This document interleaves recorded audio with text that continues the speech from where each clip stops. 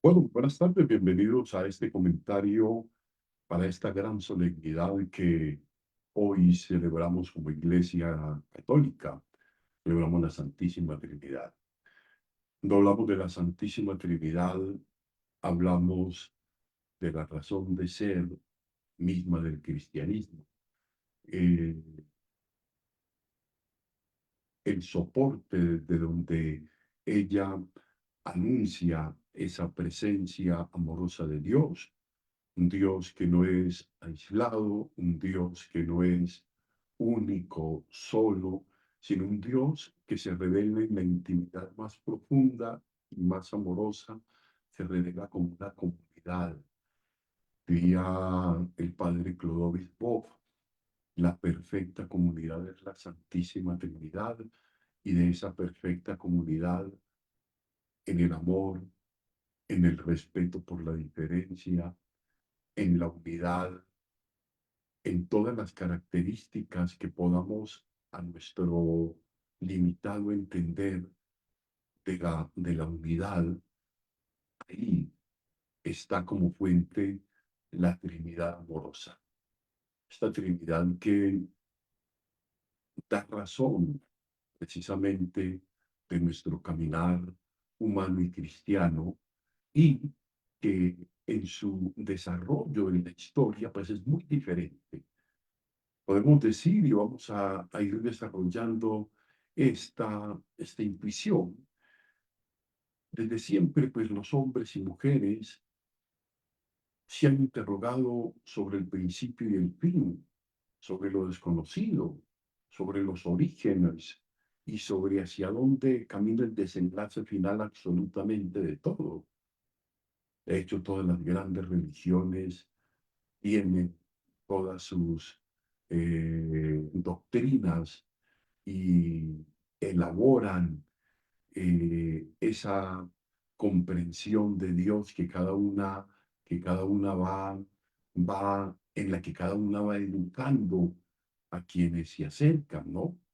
Y es bien interesante cómo también dentro de la experiencia cristiana, eh, nosotros hacemos parte ya no de un movimiento de una sola inquietud nuestra, que estamos buscando a Dios o que hemos buscado a tientas, diría un poco San Pablo, identificándolo a lo largo del trajinar de la historia con los elementos de la naturaleza o sofisticadamente a través de el desarrollo de los conceptos que pueden expresar totalidad, universalidad, unidad, ¿no? Aquí encontramos algo muy interesante que es la experiencia de un Dios que toma él mismo la iniciativa y se nos da a conocer, dada nuestra limitación, para poder conocerle, para poder llegar hasta él. De hecho, nos va a recordar San Juan que tanto, que tanto amó Dios al mundo, que le envió a su único hijo para salvarlo. O sea, en el amor de esa unidad, en el amor que ha existido desde siempre entre el Padre, el Hijo y el Espíritu, en esa intimidad amorosa, la iniciativa de Dios por darse a conocer, y no darse a conocer de cualquier manera, que esto es bien importante, darse a conocer modo como nosotros conocemos, y a través de ese proyecto de Dios que se realiza en la familia, nace de mujer, crece y recibe como cualquier ser humano educación, formación, abrigo, dirección, una familia que lo acoge. Verdaderamente hombre hace el camino de la humanidad para que como verdaderamente hombre se nos indique a nosotros después como el camino, el único camino que nos puede llevar a la experiencia de la intimidad con el Padre. La Santísima Trinidad como misterio ha sido una inquietud pues que a lo largo de la historia se desarrolla, ¿no?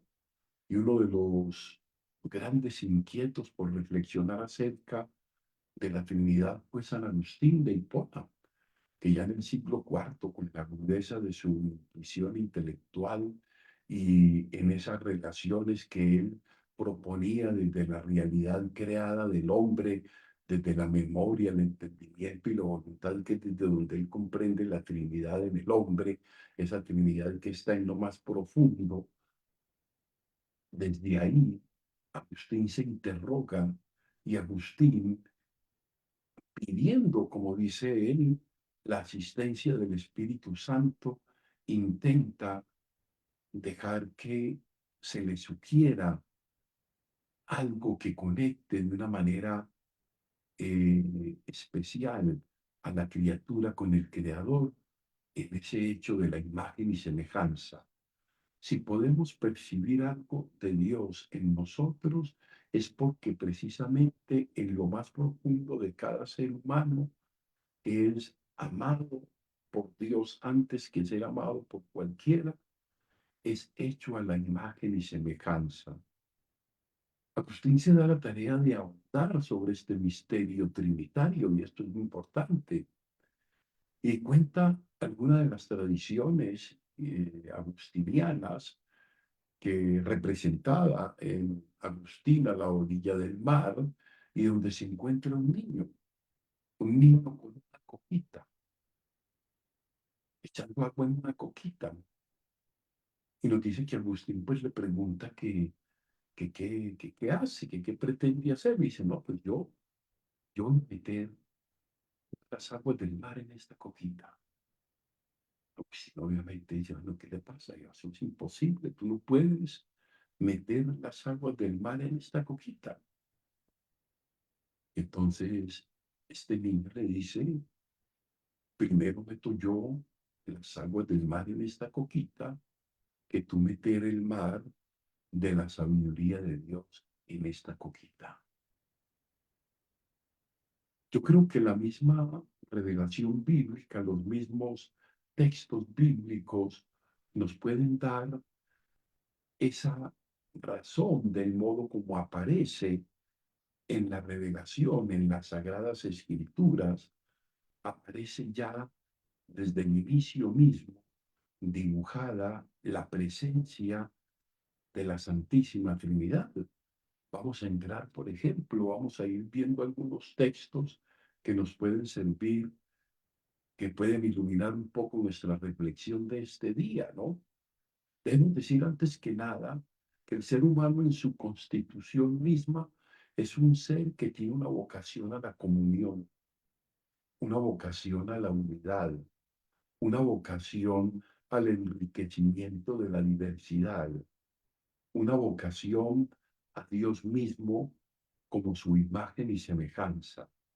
Es una vocación a mantener esa unidad en lo que de la diversidad hay. Entonces, fíjense que somos y fuimos constituidos desde la misma creación con una vocación a la comunión, con una vocación a vivir en la unidad, desde la unidad y para la unidad, y a orientarnos hacia ese camino de la unidad eterna que es el Padre, el Hijo y el Espíritu Santo.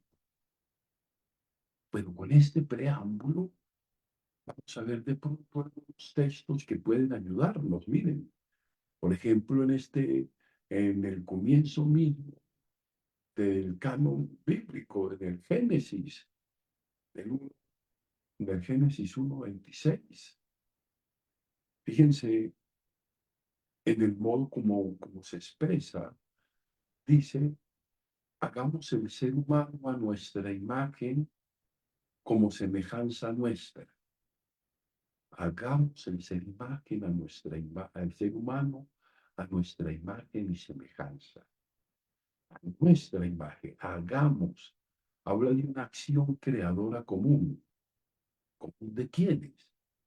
Del Padre, del Hijo y del Espíritu Santo. Recordará el mismo Pablo, aquel que existía desde antes de los tiempos, por quien fueron hechos todas las cosas, desde la creación del mundo, celestes, terrestres, tronos, dominaciones, potestados, principados, todo fue creado para él y para él. Fíjense qué hermoso es. Entonces, si hagamos ya en la fuente bíblica, pues nos va diciendo eso, que fuimos hechos, que somos obra de la acción de la comunión trinitaria. Ahí radica toda nuestra dignidad y ahí radica, como lo he dicho y vuelvo y lo repito, y creo que lo repetiré alguna vez más, ahí radica nuestra vocación a la comunión, nuestra razón de ser en el distintivo de la unidad que mantiene la comunión pese a la diversidad. Esto tendría muchas consecuencias, seguramente, pero quiero que avancemos un poco más en esto. Otro texto en el que la Sagrada Escritura nos conecta con la experiencia, con la experiencia, eh, con la experiencia trinitaria es ese diálogo que establece la Santísima Virgen con el ángel. Cuando el ángel anuncia a María, esperará ese Hijo del Altísimo, bienaventurada en la llena de gracia, ¿no? Has hallado gracia a los ojos de Dios y vas a esperar un hijo. Frente a la pregunta que le hace María al ángel, esa respuesta es bien interesante. María pregunta, ¿cómo va a ser esto? Pues yo no conozco varón. Y el ángel le responde, es bien interesante, dice, el Espíritu Santo vendrá sobre ti y el poder del Altísimo se cubrirá con su sombra, el Espíritu Santo. Y el que ha de nacer santo será llamado Hijo de Dios. Tenemos entonces esa presencia del Espíritu Santo, de la virtud del Altísimo y de ese Hijo que es el Hijo de Dios. Padre, Hijo y Espíritu Santo. Pues otro texto al que podemos acercarnos para ver de qué modo está siempre reflejada esta presencia trinitaria. Vamos a ver varios momentos, ¿no? Cuando Jesús es bautizado en el Jordán por Juan, nos dice al final del texto en Mateo 3, 13, 17, nos dicen que los cielos se abrieron y que bajaba el Espíritu Santo como una paloma que se posaba sobre él. Y que al mismo tiempo se oyó una voz, es Jesús, el Hijo, el Espíritu en forma de paloma, una voz del cielo, la voz del Padre que dice, este es mi, este es mi Hijo, el amado, escuchen, es mi elegido, es mi predilecto. Y aquí otro texto en el que se nos habla de esa presencia trinitaria. ¿Está bien? Luego hay un texto que me parece que es muy emblemático, y de hecho también estos textos los comentaba el padre Estrado en su homilía, que es bellísima. Miren, el otro texto que a mí también me deja decir de esa manera muy clarito en el modo como podemos acercarnos a la experiencia de la comunión trinitaria. Recuerden ustedes la pregunta que Felipe hace, más que la pregunta, el sugerimiento, mira, Señor, todo está bien. Y yo, muéstranos al Padre y nos basta. Si tú nos muestras al Padre, con eso, pues absolutamente todos vamos a quedar tranquilos. Es interesante, es bellísima la respuesta de Jesús, porque ella será la que nos va a aclarar un poco cómo va a ser esto para la vida cristiana, cómo la hemos de entender nosotros, seguidores de Jesús en este 2024. Jesús le hace a modo de reclamación a Felipe: Felipe, ¿cuánto tiempo hace que estoy contigo y no me has conocido, Felipe? El que me ha visto a mí, ha visto al Padre. ¿Cómo dices tú, muéstranos al Padre? Esto es bien interesante. El que se encuentra con Jesús, Jesús es la palabra del Padre. Jesús es el verbo, Jesús es la sabiduría del Padre. El que se encuentra con Jesús se encuentra a sí mismo con el Padre. Queremos saber quién es el Padre. Queremos saber cómo es nuestro Dios. Miremos a Jesús. Si encontramos a Jesús, lo identificamos y leemos correctamente quién es Él en su palabra, en sus obras, entonces vamos a descubrir al Padre, que de hecho esta era otra de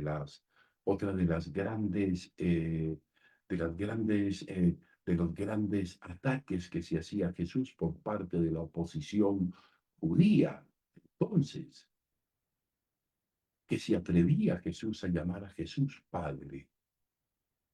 Recuerden un poco, discípulo, pues le preguntan: bueno, Señor, enséñanos a orar como Juan enseñó a sus discípulos. Y Jesús va aclarando un poco el cómo tenemos que referirnos a Dios. Díganle Padre, no Padre mío, Padre nuestro. Llamarlo Padre. Tenemos a veces complicaciones porque muchas veces tenemos una experiencia temerosa del Padre, una experiencia de castigo, una experiencia en la que la palabra Padre no nos remite a una experiencia de libertad, de amor, de encuentro.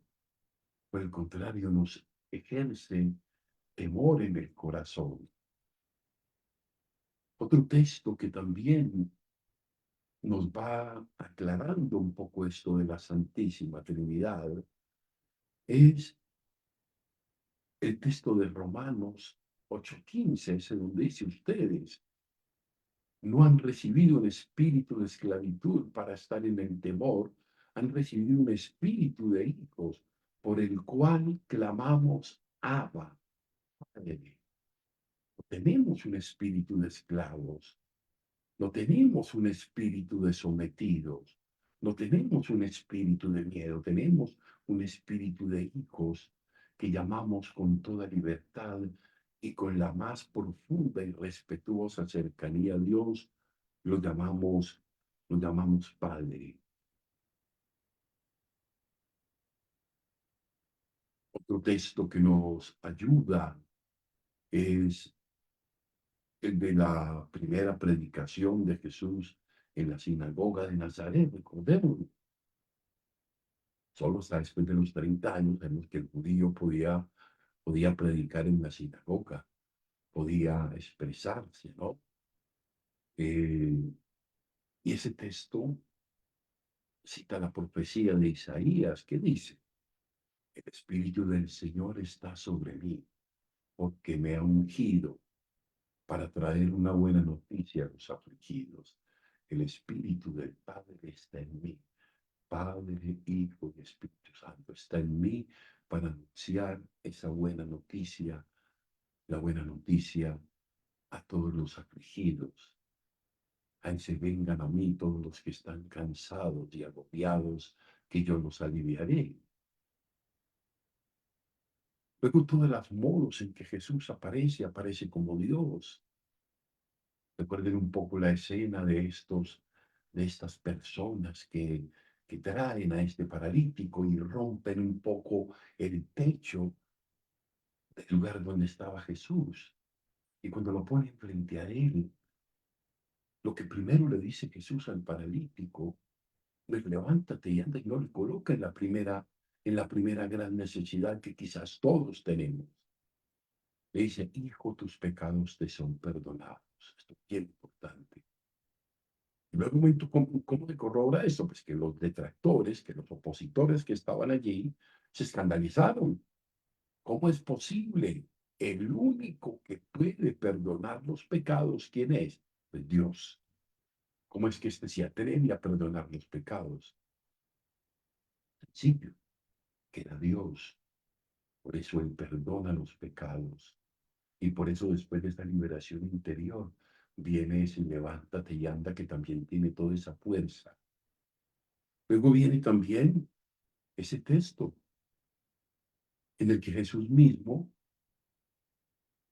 se presenta en el Evangelio de Juan, ese capítulo 14, se presenta, yo soy el camino, la verdad y la vida. Nadie va al Padre si no es por mí. Nadie absolutamente va al Padre si no es por mí. Jesús se presenta como el único camino para encontrarse con el Padre. Jesús es la fuente misma de la vida. Luego un poco el texto de Marta y María frente al dolor de la muerte de Lázaro. Señor, si no hubieras estado aquí, mi hermano no habría muerto. Jesús le dice a Marta, Marta, yo te he dicho que si crees verás la gloria de Dios. Yo soy la resurrección y la vida.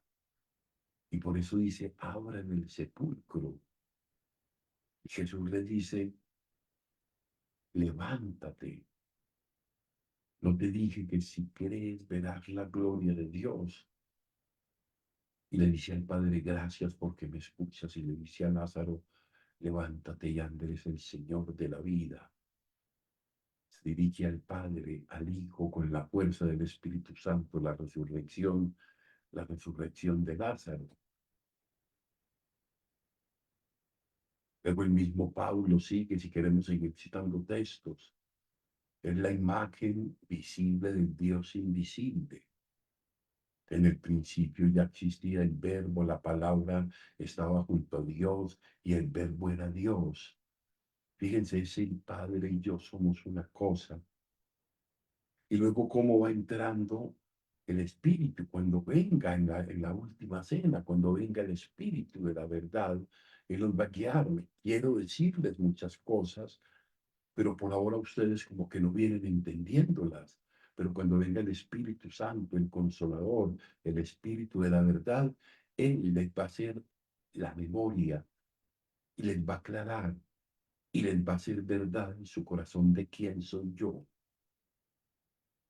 Voy al Padre, voy a aquel de quien vine, pero voy a enviarle, les vamos a enviar el Espíritu para que ustedes sepan que estoy con ustedes hasta el final de los tiempos.